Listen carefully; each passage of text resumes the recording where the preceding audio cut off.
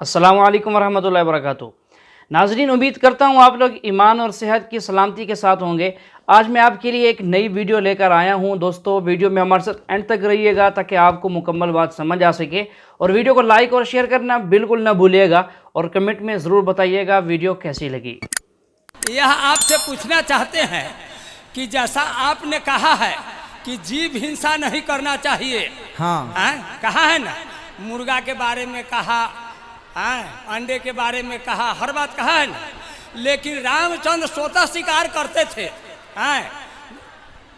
जिसके संबंध में बालकांड में हमने पढ़ा। उनके राम जन्म के बाद में जे बंधु सखा संग लेहु बोलाई, आ बन मृगया नित खेल ही जाई, आ पावन मृग माँ रही जिए जानी, आ नित प्रति निपही देखा वही आनी। तो क्या इस संबंध में क्या युक्ति संगत बात है? इसी का शंका समाधान हमको करवाना है आपके मुखारबिंद से। जो रामचंद्र है इतना पुरुषोत्तम थे, पुरुष में उत्तम कहा गया था, पुरुषोत्तम है। तो यदि वो पुरुषोत्तम थे तो फिर शिकार करने कहा गया। अब पावन मृग का सवाल जब यहाँ उत्पन्न होगा तो कैसे समझगा जो पावन मृग है? मैं अगर पावन हूँ और आपके मारने से यदि मैं स्वर्ग में चला जाऊँ, स्वर्ग में चला जाऊँ, तो क्या मुझको कष्ट नहीं होगा? इनका प्रश्न ये है कि भगवान राम भी तो मृग को मारते थे, है ना? तो मृग भगवान राम मारते थे तो हम लोग क्यों ना मारें? देखो ऐसा है, आज जो लोग डॉक्टर बनते हैं तो वो डॉक्टर बनने के पहले चूहों पर एक्सपेरिमेंट करते हैं, हाँ या ना? चूहे को इंजेक्शन लगाते, उसका पहले फाड़ते हैं, उसे ऑपरेशन करते हैं। इंसानों का इलाज करने के पहले डॉक्टरों को बंदर का और चूहे को इन पर एक्सपेरिमेंट कराया जाता है कि आपको सही आया कि नहीं। उसी प्रकार पहले के जमाने में जो राजा हुआ करते थे, राजा, उन राजाओं के राजकुमारों से कहा जाता था जाओ जंगल में जाकर हिरन का शिकार करके लाओ ताकि देख लिया जाए कि तुम्हारा निशाना कितना पक्का है, और शेर का शिकार करके लाओ ताकि देख लिया जाए कि तुम बहादुर कितने हो, ताकि प्रजा की रक्षा कर सको। ये बातें सिर्फ राजकुमारों के लिए थी, आम जनमानस के लिए नहीं। मैं चूहा मारूं तो पाप लगेगा, आप चूहा मारे पाप लगेगा, पर डॉक्टर चूहा को एक्सपेरिमेंट करते समय चूहा मर जाता है, वो उनकी पढ़ाई का हिस्सा है। इसलिए राम जी एक राजकुमार थे, भावी राजा थे, इसलिए राजाओं के लिए ये अधिकार था जैसे डॉक्टरों के लिए चूहे को मारने का अधिकार है। जैसा कि आपने कहा था अभी कि चिड़िया को भी इंटेंशनली मत मारो, जब तक उसकी ज़रूरत ना हो उसको मारने की तब तक उसको मत मारो। पर यहाँ हम देखते हैं कि लोग बाग सिर्फ अपने स्वाद को चेंज करने के लिए, अपनी ज़बान को एक अच्छा स्वाद देने के लिए नॉन वेजिटेरियन जो बेजुबान जानवर हैं उनका कत्ल करते हैं बड़ी बेरहमी से। महज़ब ने अच्छा सवाल पूछा है कि हदीस मैंने पेश की, सुनन निसाई की हदीस नंबर 4451 में, इसमें लिखा है कि आप not kill a sparrow without a reason. एक चिड़िया का भी कत्ल ना करो बिना कोई वजह के। भाई साहब का अच्छा सवाल है कि कुछ लोग अच्छे स्वाद के लिए, अच्छे टेस्ट के लिए, लजीज खाना बनाने के लिए जानवरों का, परिंदों का कत्ल करते, क्या सही है? आप पूछना चाहते हैं नॉन वेज अलाउड है कहने। पहले मैं ये कहना चाहता हूँ, अगर आप पूछना चाहते हैं नॉन वेज सही है कहने, एक मुसलमान अच्छा मुसलमान बन सकता है 100% वेजिटेरियन होने के बाद भी। नॉन वेज खाना इस्लाम में फ़र्ज़ नहीं है, इस्लाम में गोश्त खाना फ़र्ज़ नहीं है। लेकिन क्योंकि कुरान में लिखा है सूरह माइदा में सूरा नंबर 5 आयत नंबर 1 में, और सूरह नए सूरा नंबर 16 आयत नंबर 5 में, कि अल्लाह ताला ने इजाज़त दी है, खुदा ने इजाज़त दी है, वो जानवर जो भेड़ बकरी है, cattle, you can have them for food. Allah Taala इजाज़त दी इसलिए हम खा सकते हैं। लेकिन अभी हम चेक करेंगे कि ये सही है क्या नहीं। आज साइंस ये कहता है कि कोई भी वेजिटेरियन फूड में एक इंसान को ज़रूरत है 20 to 23 अमाइनो एसिड्स जीने के लिए। उसमें से 8 एसेंशियल अमाइनो एसिड्स है जो अपने जिस्म में नहीं बनते, हमारे फूड में होना ज़रूरी है, हमारे खाने में होना ज़रूरी है। इसे कहते 8 एसेंशियल अमाइनो एसिड्स। आज की साइंस ये कहती कोई भी वेजिटेरियन फूड नहीं है, कोई भी भाजी पाला नहीं है जिसमें सारे 8 अमाइनो एसिड्स है। Non veg food is a good source of protein. और एक बात आज साइंस ये कहती है कि the non veg food is more nutritious. और आप देखेंगे कि जो भी जानवर है जो घास फूस खाते हैं, हर्बिवरस एनिमल, उनके दांत को आप देखेंगे, उनके दांत चपटे हैं, हर्बिवरस सेट ऑफ टीथ। सही? हाँ जी, हाँ जी, हाँ। एक बार ने कई बार बोला हूँ, कई बार बोला है। और आज भी दोहरा रहा हूँ क्योंकि आपने सवाल पूछा है। अगर बराबर फॉलो होते थे तो जवाब जानते थे, लेकिन शायद आपने कुछ मेरी तकरीर सुने, कुछ नहीं सुने। मैं पूरा जवाब दूंगा इंशाल्लाह, फिर आप बात कर सकते हैं। जब आप देखेंगे कार्निवोरस एनिमल, जो जानवर है जो गोश्त खाते हैं, लायन, टाइगर, लेपर्ड, उनके पास नोकीले दांत है, कार्निवोरस सेट ऑफ टीथ। जब आप अपने आप को देखेंगे आईने में, इंसान अगर आईने में देखेगा कि इंसान के पास चपटे दांत भी है, नोकीले दांत भी है, हर्बिवोरस भी, कार्निवोरस है। We have omnivorous set of teeth. अगर खुदा चाहता कि हम सिर्फ घास खाए और वेजिटेबल्स खाए तो अल्लाह नोकीले दांत क्यों दिए? नॉन वेज खाने के लिए। आज साइंस ये कहती है कि जितने हर्बिवोरस एनिमल है, काऊ, गोट, शीप, वो सिर्फ वेजिटेबल डाइजेस्ट कर सकते, फ्लैश डाइजेस्ट कर ही नहीं सकते। जितने भी कार्निवोरस एनिमल है, tiger, leopard, lion, they can only digest flesh. वो घास डालेंगे तो हजम ही नहीं कर सकते। जो इंसान है, हमारे पास लॉन्ग इंटेस्टाइन है, स्मॉल इंटेस्टाइन है। वो हम घास फूस भी डाइजेस्ट कर सकते हैं, नॉन वेज भी डाइजेस्ट कर सकते हैं। अगर खुदा चाहता कि हम सिर्फ वेजिटेबल खाए तो नॉन वेज डाइजेस्ट करने की गोद क्यों दे? तो इससे साबित होता है scientifically we can have non veg and veg both.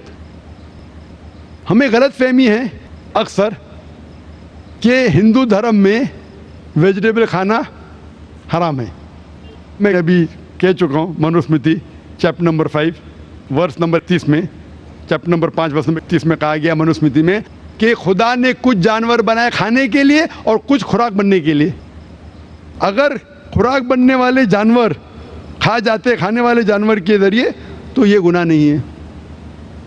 आगे लिखा है Manusmriti chapter number 5 shloka number 30 में कि अगर आप खाने वाले जानवर खाते हैं तो गुनाह नहीं है।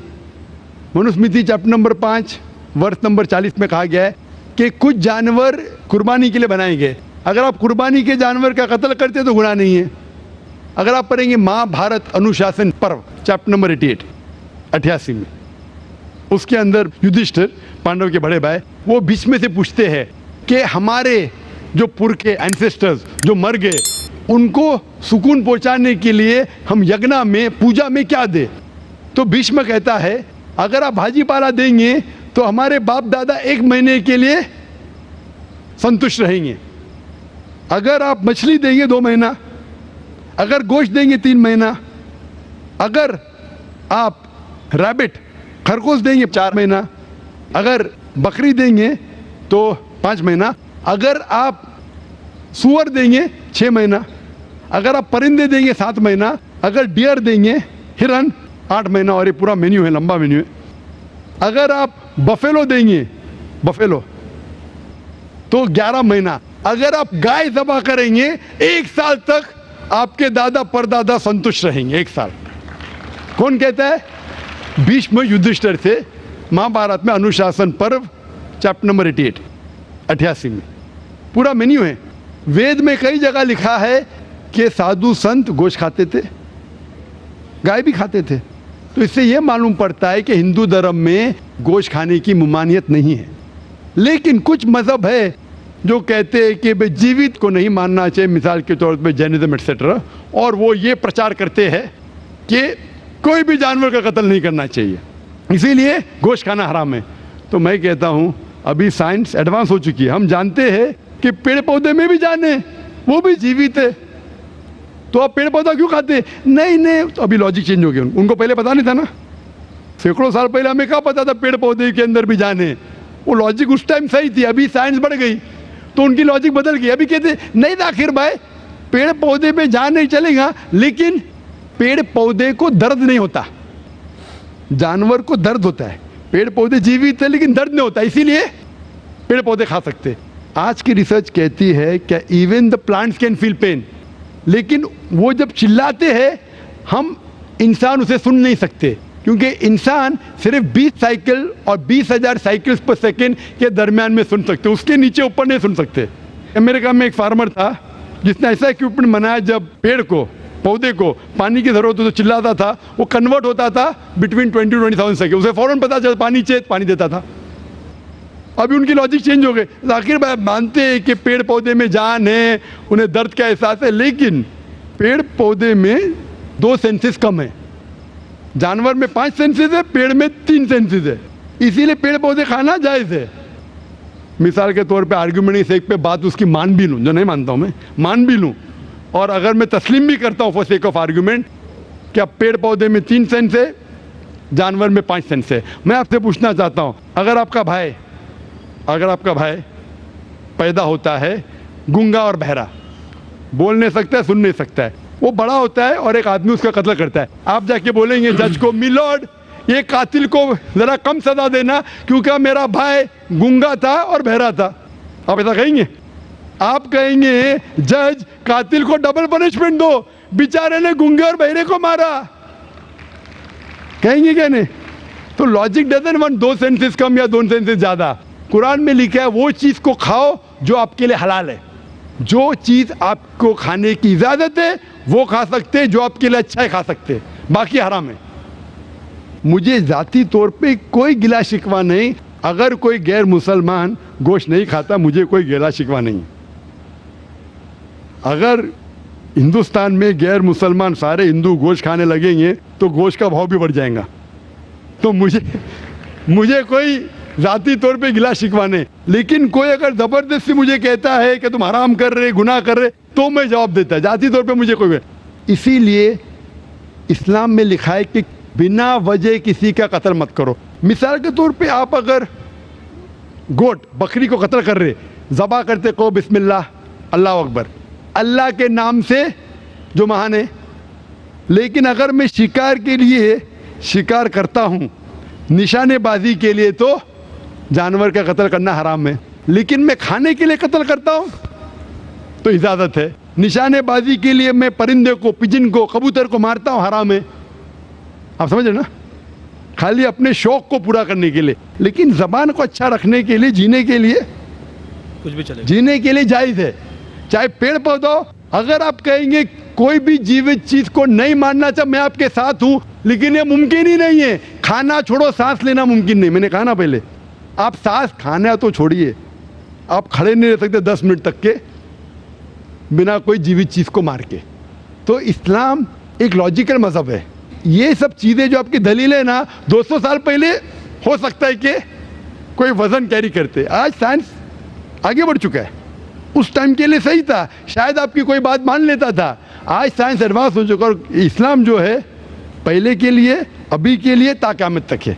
इसीलिए इस्लाम में अपने हाथ को खाली निशानेबाजी के लिए नहीं, लेकिन खाने के लिए किसी का कत्ल करते, जो खाने की चीज़ की इजाज़त है तो ये आपके लिए हलाल है, चाहे पेड़ पौधा हो, चाहे बकरी हो, चाहे कोई भी खाना हो। Hope the answer the question.